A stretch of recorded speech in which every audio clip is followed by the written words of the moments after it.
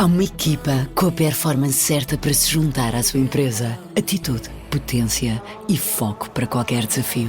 Novos Cupra Performance Hybrid Plug-in. Até 132 km de autonomia elétrica. Nem é preciso testar. Agarra a oportunidade a partir de 420 € mês mais IVA em renting para empresas e ENI.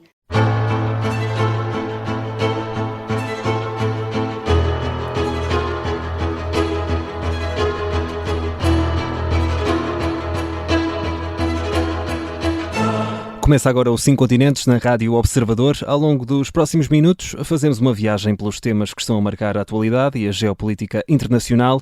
Eu sou o João Costa e Silva, comigo está o historiador Bruno Cardoso Reis. Bruno, seja muito bem-vindo. Como é que estás? Olá, obrigado. Está tudo bem, obrigado. E contigo também? Também, tudo bem. Ótimo. Ainda que hoje vamos começar aqui o nosso programa de uma forma que não queríamos, mas de facto é inevitável. Vamos falar aqui do acidente que ocorreu no final da tarde desta quarta-feira e do qual resultaram até ao momento 16 vítimas mortais e dezenas de feridos aqui em Lisboa, no Elevador da Glória. Uma tragédia, Bruno, que valeu muitos olhares e atenção internacional. É algo que, além da dimensão humana, pode vir a ter algum impacto até na imagem do país, visto que Portugal é tido como um país bastante seguro, e também na questão do turismo, até mesmo na gestão diplomática, porque há vítimas de diferentes nacionalidades. Bem, em primeiro lugar queria deixar aqui, enfim, os sentimentos aos familiares das vítimas e dizer que obviamente lamento muito este acidente terrível, que obviamente não devia ter acontecido, não podia ter acontecido, mas de facto também temos muitas vezes de fazer aqui análise sobre coisas terríveis, não é? Sobre Exato. Guerras, sobre conflitos armados. Muitas vezes falamos sobre guerras, lá está, sobre conflitos.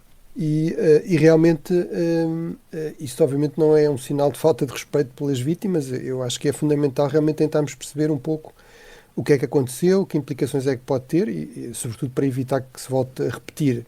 E acho que isso também é crucial em termos do impacto disto na imagem do país. Eu percebo que para as pessoas não seja propriamente essa a primeira questão agora, mas realmente, se pensarmos em termos de implicações mais amplas, isso também entra aqui na equação, mas eu penso que aqui o que é importante é sublinhar que aquilo que é importante para a imagem do país e aquilo que é importante para a segurança das pessoas acaba por ser convergente, que é, por um lado, rapidamente perceber-se o que é que aconteceu e porque é que aconteceu e como é que aconteceu e como é que se vai evitar e, portanto, no fundo aqui a ideia de um inquérito preliminar com dados sólidos, mas rápidos, é realmente muito importante. Obviamente não estou a dizer que se tenha de apressar as coisas demasiado, mas é muito importante que haja rapidamente, com o máximo de rapidez possível, que seja compatível com o rigor, realmente perceber-se o que é que aconteceu, porque realmente o ponto é este. Portugal, como dizes, é dos países mais seguros do mundo. Está sempre no top 10, geralmente até no top 5 dos países mais seguros. Isso geralmente reflete indicadores que têm a ver com, no fundo, violência armada, seja criminosa, seja terrorista, seja de outro tipo. Mas, genericamente, a segurança e também a segurança dos equipamentos públicos é muito importante, obviamente, para quem faz esse tipo de opções. Geralmente, aquilo que dizem, enfim, as poucas análises que há sobre este tipo de coisas é que o terrorismo realmente pode ter um impacto muito negativo e pode realmente levar ao afastamento das pessoas. No fundo, sobretudo esta ideia de que estes ataques terroristas têm alvos indiscriminados, portanto, podem atingir indiscriminadamente civis, ou até têm como alvos deliberados os turistas, por exemplo, turistas ocidentais, seja na Tunísia, seja na Indonésia. Não é esse aqui o caso, mas isto também não é simplesmente, digamos, um equipamento qualquer, não é, digamos, um autocarro privado, que se pode dizer, bem, foi empresa, vai-se noutro autocarro, vai-se noutra empresa. No fundo, isto é um equipamento público, altamente, digamos, simbólico também da cidade. É uma imagem de marca de Lisboa, não é? Exatamente, e portanto, desse ponto de vista, acho que é evidente que o impacto, pelo menos de curto prazo, na imagem da cidade, de uma cidade que é central também no turismo em Portugal, que se tornou central no turismo em Portugal, realmente é negativa e, portanto, é importante que isso seja rapidamente esclarecido. Obviamente, o facto de haver muitos turistas envolvidos entre as vítimas, entre os feridos e os mortos, falava-se de 10 nacionalidades, enfim, países mais próximos, mas países tão distantes como a Coreia ou como o Canadá ou os Estados Unidos. Portanto, tudo isso mostra realmente que temos aqui um turismo muito globalizado também em Portugal E obviamente isso significou também que houve uma grande atenção da imprensa internacional, em particular de países mais próximos de Portugal ou com mais turistas, países como Espanha, como o Brasil, por exemplo, em todos os principais jornais, nos canais noticiosos, grande destaque de facto ao acidente, mas mesmo nos grandes canais internacionais não houve basicamente em termos de sites ou de jornais, sei lá, desde o New York Times à BBC, à Deutsche Welle, portanto os grandes canais internacionais todos eles deram grande eco de facto ao acidente e portanto isso significa que houve aqui um impacto grande na imagem do país. E que vamos verificar agora ao longo dos próximos tempos. Vamos verificar, no fundo, se depois, eu diria, sobretudo o tipo de resposta é que vai ser crucial para evitar que isto tenha impactos de mais longo prazo. Lá está, eficácia nos esclarecimentos, eficácia em deixar descansadas as pessoas que isto não se voltará a repetir, que se percebeu o que é que correu mal e se vai evitar. E também, eu diria, alguma coisa, a gestão, este último ponto que referias, que é a gestão diplomática, no fundo, tudo o que tem a ver com facilitar a vida dos familiares das vítimas, o repatriamento das vítimas para os respectivos países, tudo isso é muito importante que funcione bem também para atenuar um pouco esta má imagem que foi criada pelo próprio acidente e, portanto, esperemos que também aí as coisas corram bem e, portanto, que, enfim, se atenua agora na medida do possível realmente o sofrimento dos familiares e das vítimas e rapidamente também se trata daqueles que ainda estão feridos e eventualmente depois do seu repatriamento. Portanto, aí também há realmente uma dimensão diplomática que tem a ver com o facto de muitas das vítimas serem estrangeiros. Começamos aqui com esta questão que nos leva mais até ao nosso próprio país, Portugal, mas Bruno, vamos seguir com outros temas que também estão em destaque esta semana. Falamos agora de Xi Jinping, que esta quarta-feira também alertou que o mundo está perante uma escolha entre a paz e a guerra, num grande desfile militar em Pequim, ladeado pelo homólogo russo Vladimir Putin e pelo líder norte-coreano Kim Jong-un. Esse desfile, Bruno, serviu oficiosamente para assinalar os 80 anos da Segunda Guerra Mundial. Perguntava-te qual a importância deste conflito na história da China, mas também se isto não serviu, uma vez que falamos aqui de grandes forças de destaque, destes nomes que acabei de referir, de uma demonstração de força quase como sem precedentes. Bem, realmente para que é que serve uma parada? Entre outras coisas, para exibir poder militar e também para convidar pessoas, no fundo para exibir poder diplomático, para exibir, no fundo, a proximidade de relações com certos países. E, portanto, tudo isso esteve muito claramente aqui em jogo. Na própria parada, os chineses claramente trabalharam bem essa dimensão, portanto, todos os equipamentos militares estavam devidamente identificados, com o seu nome de código, vamos dizer assim. Portanto, qualquer pessoa que tivesse acesso à internet, que hoje em dia qualquer pessoa podia rapidamente ir procurar e saber exatamente que equipamento é que estava a ser mostrado, digamos assim. Isto também corresponde a uma outra coisa que é a China não tem na indústria de defesa, digamos, o papel de liderança e a pujança nas exportações que tem em muitos outros setores. No fundo, nós habituámos a ver a China, e realmente a China é a grande potência industrial das últimas décadas, domina muitos setores, mas realmente no campo da defesa não tem sido assim.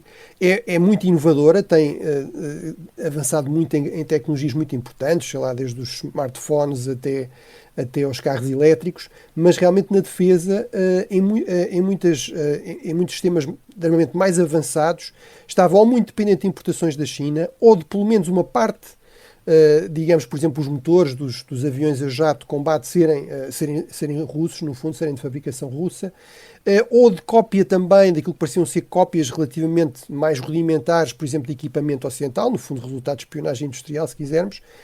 E claramente esta parada também quis mostrar que a China é capaz de inovar, que tem cada vez mais sistemas mais avançados. Vimos muitos drones furtivos, drones aquáticos de grandes dimensões, armas laser, anti-drone, etc. Tudo isto, eu estou aqui a insistir nos drones porque isto também mostra que a China está muito atenta às lições, por exemplo, da guerra da Ucrânia, à centralidade, por exemplo, desse tipo de tecnologias. E, portanto, claramente tivemos aqui uma demonstração de poder militar, com o objetivo de promover exportações de equipamento militar, isso parece-me bastante evidente. Neste momento a China ainda é só a quarta maior exportadora, portanto temos primeiro os Estados Unidos, depois a França, depois a Rússia e depois a China, e também para demonstrar força militar, no fundo sinalizando a países adversários, a países rivais, desde logo aos Estados Unidos, que têm aqui uma capacidade que não é nada desprezível em termos militares. Obviamente há sempre aqui o ângulo Taiwan, ou seja, esta ideia de que cada vez a China tem equipamento militar, por exemplo, mísseis antinavio mais capazes de ameaçar a superioridade naval dos Estados Unidos, no fundo, criar condições para um bloqueio ou até para uma invasão eventualmente de Taiwan. Portanto, isso também está sempre aqui no horizonte. E depois é de facto uma demonstração também de poder diplomático. Aí, vamos ser claros, é uma demonstração de poder, mas também das limitações desse poder. Estiveram 27 chefes de Estado e de Governo, quer na Cimeira de Xangai, quer depois na parada. Nem todos os que estiveram na Cimeira de Xangai foram à parada e vice-versa. Exatamente. Por exemplo, duas diferenças importantes. Kim Jong-un, o líder da Coreia do Norte, não esteve na Cimeira, mas esteve na parada, e isso é muito significativo porque, por um lado, é-lhe dado um papel praticamente ao mesmo nível do Presidente Xi e do Presidente Putin. Portanto, no fundo, são as três potências nucleares que lideram aquele desfile de líderes que vemos nas fotografias, nos vídeos, etc. É a primeira vez que o líder norte-coreano está com tantos líderes de outros países. Geralmente ele sai muito pouco da Coreia do Norte, e geralmente para encontros bilaterais, ou com o Presidente dos Estados Unidos, ou com o Presidente da China, ou com o Presidente Putin. Nunca desta proporção. Exato, nunca com tantos líderes de tantos países. Portanto, no fundo, é a China a querer dar à Coreia do Norte este sinal de que é a China o caminho para uma certa... para a Coreia do Norte poder sair de um certo isolamento em que estava. Mas por outro lado, por exemplo, o Primeiro-Ministro da Índia, o Primeiro-Ministro Modi, esteve na Cimeira de Xangai, e já explicámos aqui a importância disso. É a primeira vez em 7 anos que ele vai a Pequim. Enfim, foi um sinal muito claro de que ele tem alternativas se os Estados Unidos continuarem a avançar com esta guerra económica, guerra de tarifas contra a Índia, tarifas de 50%, mas ele não foi à parada. E, portanto, isto também significa que a Índia está a querer deixar muito claro que não vai alinhar nem num bloco nem no outro. Essa é a grande tradição do não alinhamento, chamado não alinhamento, da Índia independente. A Índia quer ser uma potência por direito próprio, não quer ser vista como parte de nenhum bloco, estar subordinada a nenhum bloco, seja liderado pelos Estados Unidos ou pela China, e, portanto, isso também foi uma forma de se demarcar disso. E eu acho que Modi interpreta bem o significado destes líderes que vão à parada. Basicamente, estes são os países que aceitam fazer parte de uma espécie de bloco liderado pela China, um bloco basicamente de países autoritários. Aí temos um nome também que se destaca, digamos, pela pobre figura que fez, que é o Primeiro-Ministro da Eslováquia, Robert Fico, que ainda por cima veio declarar publicamente que não percebia porque é que não havia mais líderes europeus lá. O Ministro dos Negócios Estrangeiros polaco, Sikorski, que é sempre bastante claro naquilo que diz, respondeu-lhe até nas redes sociais a dizer: dá-me ideia que tu não estás a perceber em que equipa é que estás a jogar, ou para que equipa é que estás a jogar. Realmente ele aparece nessas fotografias praticamente em último lugar, portanto ainda por cima nem teve ali um tratamento, digamos, VIP. Nem um lugar de destaque, não é? Exatamente, um lugar completamente secundarizado. E depois é evidente que isto alimenta todas as dúvidas sobre se a Eslováquia realmente está comprometida com os interesses e com os valores europeus, ou se afinal está a jogar noutro campo. Aqui o que é também interessante perceber é se isto não é o início de uma fragmentação realmente completa do bloco ocidental. A postura de Donald Trump não ajuda nada, só alimenta, digamos, essa fragmentação, esta ideia de que não há aliados permanentes, um aliado hoje pode não ser aliado amanhã, etc. E, portanto, no fundo, para já ele é claramente a exceção que confirma a regra, nem sequer Orbán se prestou a este papel, mas não quer dizer que esta tendência não se venha, digamos, eventualmente a alargar. Claramente é essa a aposta de países como a China ou como a Rússia, no fundo dividir para reinar, procurar dividir a União Europeia, dividir a NATO e ir atraindo países à sua órbita, no caso chinês, sobretudo também com investimentos significativos. E, portanto, claramente é isso que Fico está aqui à caça, mas realmente fez ali uma figura um bocadinho duvidosa. E já agora também o secretário-geral das Nações Unidas, António Guterres, que esteve na Cimeira da Organização de Cooperação de Xangai, enfim, no grande porto de Pequim, e realmente fez grandes elogios ao multilateralismo, críticas a posturas unilateralistas, defesa da paz, etc. E aquilo que cabe perguntar é, enfim, obviamente o secretário-geral das Nações Unidas tem de falar com todos os países, basicamente. Mas, obviamente, este convite não é inocente, é uma forma da China procurar legitimar esta Organização de Cooperação de Xangai. Basicamente, basta ver de quem é que Guterres estava rodeado. Quer dizer, ele vai falar do multilateralismo e da defesa da paz, do respeito pela lei internacional, numa reunião internacional que serve, entre outras coisas, para, mais uma vez, normalizar as ações da Rússia, a guerra de agressão da Rússia contra a Ucrânia. Isso não é a mais grave violação do direito internacional em muitas décadas. Não é, no fundo, uma guerra que se arrisca, basicamente, a ser quase uma certidão de óbito para a ordem internacional criada pelas Nações Unidas e pela Carta das Nações Unidas. Portanto, acho que realmente foi uma péssima opção de António Guterres estar presente nesta reunião. Ele não tinha de estar. Obviamente tem de continuar a falar com a China e a reunir-se com líderes chineses, mas não precisava de estar nesta cimeira, e acho que os termos em que o fez realmente ajudaram a legitimar esta narrativa completamente ridícula de que é a China o grande defensor do multilateralismo, da lei internacional, do respeito pela soberania, pela paz. Mais uma vez, Xi Jinping escolheu rodear-se por Putin e por Kim Il-sung. Esses é que são os grandes exemplos de respeito pela lei, pelos direitos humanos, pelos princípios da Carta das Nações Unidas. Portanto, realmente parece-me tudo isso bastante questionável. E Bruno, quem não esteve presente foi Donald Trump, que aproveitou logo também para dar aqui a sua opinião sobre tudo isto. Entretanto, nós, como já estamos aqui mesmo no final do nosso tempo da primeira parte, vamos deixar para a abertura da segunda parte falar sobre esta posição de Donald Trump neste encontro, que disse, entre várias coisas, que este encontro servia para conspirar contra os Estados Unidos. Nós voltamos já a seguir, fica combinado, e vamos abrir com este assunto a nossa segunda parte do 5 Continentes.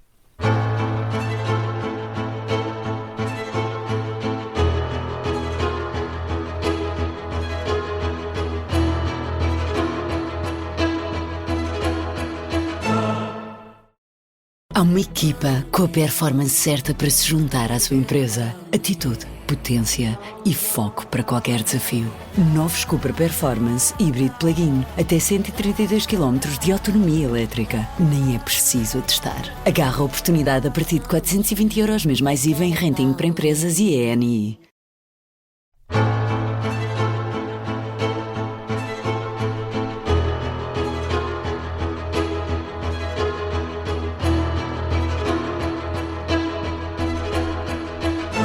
De regresso para a segunda parte do 5 Continentes na Rádio Observador com o historiador Bruno Cardoso Reis. E Bruno, vamos começar esta segunda parte conforme o prometido a falar de Donald Trump, que referiu que este encontro, a cimeira da Organização de Cooperação de Xangai, servia exclusivamente para conspirar contra os Estados Unidos. Ainda acrescentou que a China tinha resistido heroicamente na Segunda Guerra Mundial, mas tinha muito que agradecer ao país, aos norte-americanos. Como é que tu olhas para a reação do presidente norte-americano? Aqui a lançar farpas demasiado evidentes à China.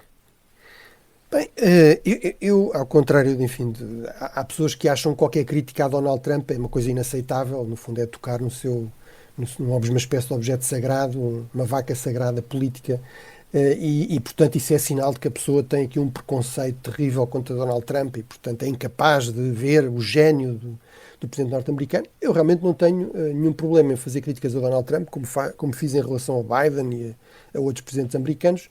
Também não tenho problemas em reconhecer quando ele tem razão, aliás, em reconhecer que ele tem instintos políticos muito apurados e que muitas vezes, e até quase por regra, aponta para questões reais e problemas reais. Depois, às vezes, as soluções é que têm, digamos, muitos problemas. Mas neste caso, ele basicamente tem toda a razão. Ou seja, por um lado, é bastante evidente que, no fundo, estes encontros, esta cimeira, correspondem, no fundo, à criação aqui de um bloco que tem como objetivo declarado há muitos anos, mas, enfim, isso não devia ser surpresa para ninguém, no fundo, minar a influência ou poder dos Estados Unidos a nível global. Isso quer dizer uma ordem multipolar. Multipolar quer dizer haver várias grandes potências. Ora, quando a grande potência tradicionalmente dominante nas últimas décadas são os Estados Unidos, isso quer dizer que isso só é possível com menos poder, menos influência dos Estados Unidos. Aqui o que é interessante é que, no entanto, há aspectos dessa agenda com as quais Donald Trump tem alguma simpatia e que o levam muitas vezes a ter aqui uma postura ambígua, que é, no fundo, a reação natural a isso seria dizer, bem, então se a China está a querer criar um bloco, ainda por cima, com países importantes como a Rússia, militarmente pelo menos, então a resposta lógica é reforçar ainda mais o nosso sistema de alianças, reforçar ainda mais o bloco ocidental. Mas não é isso que Donald Trump faz, porque, por exemplo, obviamente uma das consequências desta agenda multipolar é dizer que os Estados Unidos devem estar menos presentes militarmente, economicamente, devem investir menos no resto do mundo. Isso são coisas que aparentemente agradam a Donald Trump. Deve ter menos interdependência, deve haver menos relação de dependência dos Estados Unidos, interdependência económica. Isso aparentemente são coisas que agradam a Donald Trump. Mas ele realmente tem razão e vamos ver se ele tira daí alguma conclusão, por exemplo, na forma como lida com a Rússia. Realmente estas são potências, por regra, bastante hostis aos Estados Unidos, em particular a Rússia, a China, a Coreia do Norte, são aquelas que tiveram aqui mais destaque.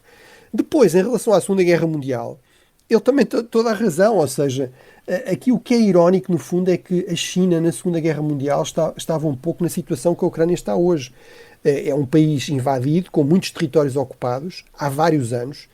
Há bastantes mais anos do que a Crimeia. Por exemplo, a zona da Manchúria, no norte da China, é ocupada pelo Japão, em parte, já desde inícios do século XX, desde a Guerra Russo-Japonesa de 1905, mas depois é transformado numa espécie de Estado satélite do Japão a partir de 1931. Há muitos outros territórios depois ocupados numa segunda fase da guerra entre o Japão e a China, a chamada Segunda Guerra Sino-Japonesa, a partir de 1937. E realmente a China, por exemplo, em termos de meios aéreos, estava praticamente sem essa capacidade. Um dos métodos que os japoneses utilizam é bombardeamentos sistemáticos da capital improvisada da China, que era Chongqing, no interior, na zona mais central da China, mais afastada das costas. Quer Pequim, quer Xangai foram ocupados. Nanjing foi ocupada, que era a capital na altura, com enormes massacres, etc. E, portanto, e realmente o papel dos Estados Unidos é aí crucial. Os Estados Unidos começam a sancionar o Japão e, inclusive, a impor depois sanções ao petróleo, à exportação de petróleo para o Japão, precisamente por causa deste conflito na China, no fundo com a exigência de que o Japão se retirasse dos territórios chineses que tinha ocupado. É isso que vai levar o Japão, no fundo, a pensar, sem combustível não podemos continuar, quer em termos económicos, quer em termos militares, e, portanto, temos de avançar para uma guerra com os Estados Unidos. É isto que explica esta aposta muito arriscada do ataque a Pearl Harbor em dezembro de 1941. E depois disso, os Estados Unidos abertamente deram ajuda militar muito importante, em termos de equipamento, uma missão militar, aviação, apoio aéreo, um apoio muito importante realmente à China. Porquê é que os chineses tendem a não reconhecer muito isso? Bem, é porque todo esse apoio foi basicamente direcionado, não todo, os Estados Unidos até entraram em contacto também com a guerrilha comunista que existia na altura de Mao, mas o governo internacionalmente reconhecido da China, na época, era o governo nacionalista, era o governo do Kuomintang, digamos, do grande partido rival do Partido Comunista Chinês, do grande rival de Mao Zedong, de Chiang Kai-shek. Ele é que era o generalíssimo, o presidente da China, que estava a combater o Japão. E portanto, há muitas hesitações, muitas vezes, pelo menos até aos anos 80, da parte do Partido Comunista Chinês e do regime que ele criou em 1949, depois da Guerra Civil de 46-49, em reconhecer muito a centralidade e a importância da Segunda Guerra Mundial para a nova China, porque isso passava ou obrigava a reconhecer o papel muito importante dos seus grandes rivais, dos nacionalistas. E, portanto, até aos anos 80, a grande atenção da China era realmente na Guerra Civil, e na derrota, digamos, dos nacionalistas pelos comunistas na Guerra Civil, e a Segunda Guerra tinha um papel secundário. A partir dos anos 80, com a crise, digamos, do marxismo-leninismo, com a crise do comunismo a nível global, com todas as reformas que o regime chinês é obrigado a fazer, o Partido Comunista aposta muito mais numa legitimação pelo nacionalismo e não tanto pelo comunismo, e é aí que realmente a Segunda Guerra Mundial ganha novamente grande importância, até com algum reconhecimento do papel de vários nacionalistas e não apenas dos comunistas. Não há grande espaço para reconhecer o papel absolutamente crucial das potências ocidentais, dos Estados Unidos e também da Grã-Bretanha, já agora, que estava na altura baseada na Índia, a construção de vias de comunicação através da Birmânia, etc., para tentar apoiar o esforço de guerra chinês, e isso foi crucial realmente, bem como obviamente a campanha muito bem sucedida aeronaval dos Estados Unidos contra o Japão no Pacífico, para depois no final permitir à China sair vencedora desta guerra e o Japão ser forçado no fundo a retirar as suas tropas do território chinês. É significativo que, de facto, e vale a pena sublinhar isso, da importância da China. A China foi, a par da União Soviética, incluindo aí a Ucrânia, dos países que sofreu mais baixas na Segunda Guerra Mundial. Estima-se talvez 1 milhão de mortos militares, 15 milhões de civis, mas eu acho importante sublinhar isto. Isto significa que realmente houve aqui uma resistência heroica dos chineses ao expansionismo japonês, mas não é com milhões de mortos, milhões de baixas que se ganha uma guerra. Os Estados Unidos tiveram muito menos baixas, mas foram muito mais cruciais na derrota do Japão, e portanto, mas isso é algo que realmente o nacionalismo chinês tem pouco espaço para reconhecer no contexto atual. E fica então aqui esta picardia, podemos lhe chamar assim, Bruno, entre Donald Trump e a China, que se calhar tem razões, digamos assim, para continuar, tendo em conta estes ataques que vão surgindo mediante estas cimeras que vão acontecendo, e o Trump acaba sempre por dar a sua opinião. Entretanto, nós vamos continuar a falar sobre os Estados Unidos, agora mais concretamente do ataque com meios militares dos Estados Unidos contra uma embarcação que transportava droga vinda da Venezuela. Queria-te perguntar, Bruno, se este ataque abre aqui um precedente perigoso para ações unilaterais em águas internacionais, que é o que está aqui em causa, e será que esta força naval está a fazer mais alguma coisa? O presidente Maduro da Venezuela diz que sim. Será que tem razão nesta história? O presidente Maduro acha que é basicamente uma força invasora dos Estados Unidos, não é? E também utiliza isso para mobilizar digamos, a opinião pública, não é? A opinião pública, os seus apoiantes, as milícias armadas aliás ao chavismo, etc. Esta força naval para já não tem essas características, ou seja, estamos a falar talvez da volta de 5 mil soldados e marinheiros. Os Estados Unidos, para invadirem o Panamá, que é um país muito mais pequeno do que a Colômbia, do que a Venezuela, com muito menos população, para invadir o Panamá nos anos 80, realmente, em 1988, usaram à volta de 30 mil soldados. Portanto, para já não tem esse perfil. Não quer dizer que não haja aqui, digamos, uma pressão sobre o regime venezuelano, mas, aliás, até historicamente isto seria quebrar um precedente. Os Estados Unidos fizeram intervenções militares em larga escala e com tropas no terreno no Caribe e na América Central, ou seja, contra pequenos países insulares, contra pequenos países, ou contra um país vizinho, que é o México, que é grande, mas é um país logo vizinho dos Estados Unidos. Na América do Sul, realmente há algumas intervenções armadas, mas são navais, são do tipo, no fundo, que estamos a assistir agora, sem haver depois uma intervenção direta no terreno. E por exemplo, assim no caso da Venezuela, também no caso famoso, no início do século XX, com o presidente Teddy Roosevelt, numa crise em 1904-1905, há realmente também uma força naval, digamos, que avança mesmo para a capital venezuelana, mas, portanto, isso seria quebrar um precedente. Está a fazer essencialmente o quê? Aparentemente combater com meios militares, demonstrar força no combate à droga. E, portanto, tivemos essa destruição dessa lancha. Isso coloca, no entanto, algumas questões, ou seja, é o mais adequado, é um meio adequado usar meios militares, destruir completamente uma lancha, em vez de utilizar, digamos, meios policiais, de ter estas pessoas. Isso está a dividir opiniões, quer nos Estados Unidos e entre especialistas, quer também a nível regional. Temos países que estão determinados a combater por todos os meios a violência armada dos gangues, das organizações de tráfico de drogas, países como El Salvador, como Trinidad e Tobago ou como o Equador, que apoiaram publicamente este tipo de iniciativas. Temos outros que manifestaram críticas, por exemplo a Colômbia, obviamente a Venezuela, mas também, por exemplo, o México, grandes reservas. Qual é que aqui o receio? É que, no fundo, isto seja usado para fazer ataques armados contra países soberanos, enfim, em vez de haver aqui cooperação policial. Apesar de tudo, os Estados Unidos sinalizaram, através do secretário de Estado, Marco Rubio, que estava no México exatamente, que isto só seria usado contra países que tinham uma postura hostil, que se recusavam a cooperar com os Estados Unidos. No fundo, que os países que cooperavam com os Estados Unidos no combate à droga, como era o caso do México e de vários outros, que aí seria, digamos, o sistema tradicional de cooperação policial, de usar meios policiais e não meios militares. E, portanto, parece-me que essa é uma mensagem importante. Também pode haver ainda uma ligação com aquilo que vamos falar a seguir, que é as eleições na Guiana, Exatamente. que é um país vizinho da Venezuela, mas que o regime chavista reclama muito o seu território e, portanto, pode ser que também, a par desta dimensão de combate à droga e de alguma pressão sobre o regime venezuelano, houvesse esta ideia de proteger, uma mensagem de proteção sobre o Guiana. E vamos aí, precisamente, Bruno, falar dessas eleições na Guiana. Antes de ser conhecido o resultado oficial, o atual presidente já declarou a sua reeleição para um segundo mandato e pergunto-te, claro, se isto tem alguma relevância internacional. Já percebemos que sim. Sim, ou seja, à partida, a Guiana é um país muito pequenino, no fundo reflete estes esforços falhados de holandeses, ingleses e franceses. As Guianas, basicamente, eram 3, o Suriname era a Guiana holandesa, vamos dizer assim, para, no fundo, ter uma presença na América do Sul. Tentaram muito, por exemplo, no Brasil, foram derrotados sucessivamente pelos portugueses, e depois ficaram aqui estes pequenos enclaves que eram irrelevantes, digamos, nos grandes impérios francês, britânico ou holandês, e mesmo depois no período da descolonização são países pequenos num contexto da América do Sul.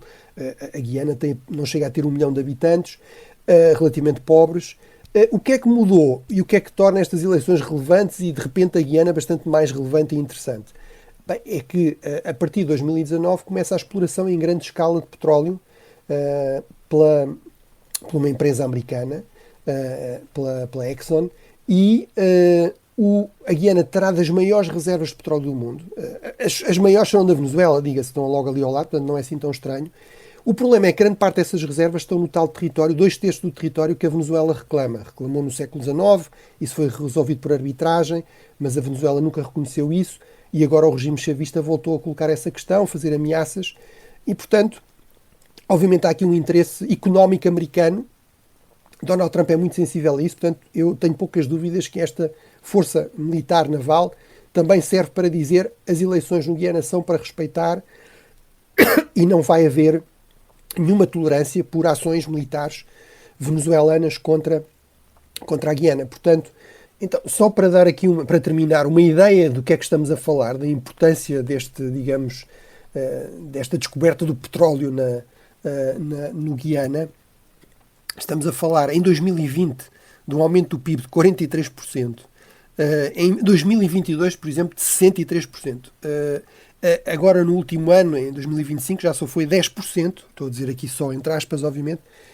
Basicamente, o Orçamento de Estado quadruplicou nestes últimos anos e, portanto, de repente, realmente o Guiana tornou-se um alvo muito apetecível, claramente para a Venezuela, que está com grandes problemas financeiros, e também, digamos, um parceiro muito apetecível, por exemplo, para os Estados Unidos, que está, obviamente, aqui a procurar diversificar também fornecedores de petróleo e, portanto, passa a ter aqui uma alternativa muito mais segura, fiável, menos problemática em relação ao petróleo da Venezuela, que, apesar de todos os problemas, muitas vezes continua a ser exportado para os Estados Unidos.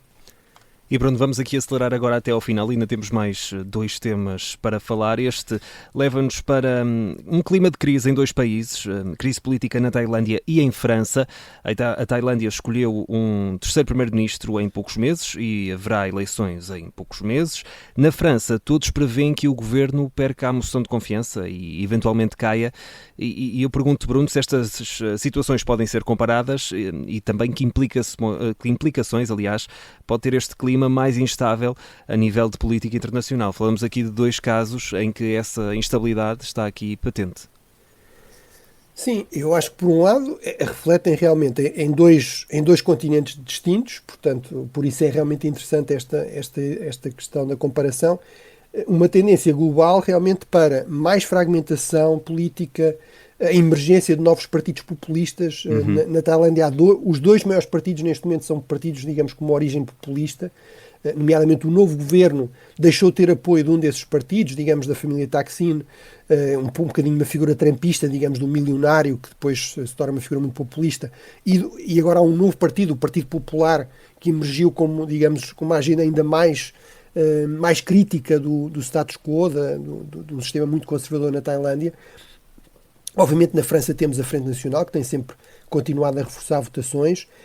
Portanto, esta tendência para maior fragmentação política, mais peso dos populismos, como resultado disso, objetivamente, mais dificuldades de governabilidade, ou seja, é mais difícil formar governos fortes, formar governos coesos, e, portanto, e isso, por sua vez, também tem implicações na coesão de blocos regionais importantes, no caso da França, a União Europeia, obviamente, no caso da Tailândia, a ASEAN, que é esta outra grande organização regional, talvez a única comparável em termos de peso, de dimensão económica à União Europeia, à ASEAN, no Sudeste Asiático, e realmente aí, apesar de tudo, no entanto, com algumas diferenças, é que no caso da Tailândia, esta instabilidade, fragmentação tem inclusive levado novamente a golpes de Estado. O sistema atualmente vigente, o sistema político, é resultado do golpe de Estado de 2016 e de uma grande pressão dos militares na política. Isso ainda não tem acontecido em França. E, por outro lado, em termos das dinâmicas regionais, no caso da Tailândia, significou inclusive, eu penso que estas dimensões de crise interna também ajudam a explicar, digamos, um crescente nacionalismo que leva, por exemplo, ao choque com o Camboja, um choque armado, um conflito fronteiriço armado. Por enquanto também ainda não temos isso na Europa, não é? Por muitos conflitos que existam entre os países membros da União Europeia, continua a ser impensável que haja um conflito armado direto entre a França e a Alemanha, por exemplo. Portanto, eu diria que apesar de tudo isto também mostra que as coisas estando mal na Europa, apesar de tudo estão um bocadinho melhor do que noutras regiões do mundo. As instituições são mais resilientes, sejam as internas, sejam, digamos, estas organizações regionais, mas realmente mostra que estamos num mundo muito mais imprevisível, onde é muito mais difícil realmente saber o que é que vai acontecer com alguma segurança, em termos quer de governação interna, quer até depois destas iniciativas regionais, não é? Destas organizações regionais. E Bruno, antes da tua recomendação, temos aqui ainda 3 minutos a fechar para falar sobre o acordo União Europeia e o Mercosul. Perguntar-te se há avanços aqui a registar, isto porque decorre o julgamento de Jair Bolsonaro, o antigo presidente do Brasil, Brasil que é o país mais importante do Mercosul, e o antigo presidente está a ser julgado por tentativa de golpe de Estado. Isto tem relevo interno ou tem algum impacto internacional também no momento em que decorrem estas negociações? Bem, normalmente, digamos, essa questão seria uma questão sobretudo da política interna brasileira. Agora, eu convido os ouvintes a verem o Economist esta semana. Enfim, não conseguiram ver a capa que me enviaram os colegas dos Estados Unidos, a capa das Américas. Nós temos a capa para a Europa. O Economist tem ligeiras diferenças nas edições que faz para várias regiões do mundo, nomeadamente na capa, mas a capa, inclusive na edição para as Américas, portanto, para os Estados Unidos e para todo o continente americano, tem exatamente como destaque a questão do Brasil e esta ideia do Brasil poder dar lições aos Estados Unidos. Ou seja, no fundo, o que é que dá a grande relevância também a este caso é que sabemos que Donald Trump está muito interessado nele. E há grandes paralelismos entre aquilo que fez, ou de que é acusado Bolsonaro no Brasil e aquilo que foi acusado Trump em janeiro de 2021 nos Estados Unidos, no fundo, exatamente, de tentar evitar uma transição pacífica do poder, de tentar impedir que as eleições em que tinha perdido tivessem as consequências habituais, que é a pessoa sair da presidência.